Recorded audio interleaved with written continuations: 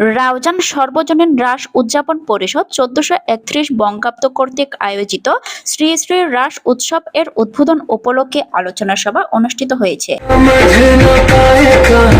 বৃহস্পতিবার ১৫ নভেম্বর রাতে রাউজান পৌরসভায় অবস্থিত রাসবিহারী ধাম প্রাঙ্গণে আয়োজিত অনুষ্ঠানে প্রধান অতিথি ছিলেন রাউজান পৌরসভা বিএনপির সাবেক সাধারণ সম্পাদক সৈয়দ মঞ্জুরুল মঞ্জু। অসাম্প্রদায়িক ব্যক্তি অবহেলার থেকে এর আয়োজনের মধ্যে আমরা হিন্দু মুসলিম বৌদ্ধ খ্রিস্টান সবাই একসাথে আমরা বসবাস করিয়েছি। আমরা আমাদের রাউজানের মধ্যে ব্যক্তিগতভাবে প্রধান বক্তা ছিলেন সাবেক কাউন্সিলর বিএনপি নেতা রেজাউল রহিম আজম। মথুরার রাজা কংস যখন রাজ সিংহাসনে অধিষ্ঠিত ছিল তখন মথুরা বৃন্দাবনবাসী সেই কংসের অত্যাচারে অতিষ্ঠ ছিল এবং ছিল না তখন কোনো সুবিচার সুনীতি সুশাসন, সর্বত্র বিরাজমান ছিল দুরাচার অবিচার কদাচার এবং অত্যাচারের স্টিম রোলার।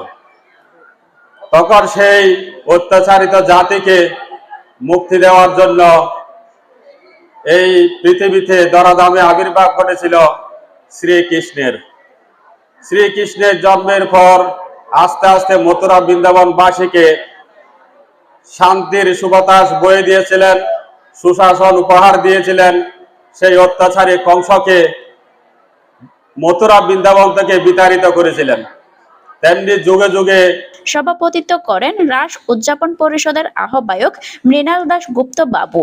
তাপস দে এর সঞ্চালনায় বক্তব্য রাখেন রাস উদযাপন পরিষদের সদস্য সচিব দেবাশিস দাশগুপ্ত, সাবেক ইউপি সদস্য অলোক দাশগুপ্ত, শিক্ষক অনুপম দাশগুপ্ত, সাবেক সাধারণ সম্পাদক উত্তম দাশগুপ্ত, সুবল দাশগুপ্ত, অরুণ দাশগুপ্ত, মহারাজ চক্রবর্তী, অর্পণ দে, উত্তম দাশগুপ্ত, সুমন ঘোষ, রুবেল দাস।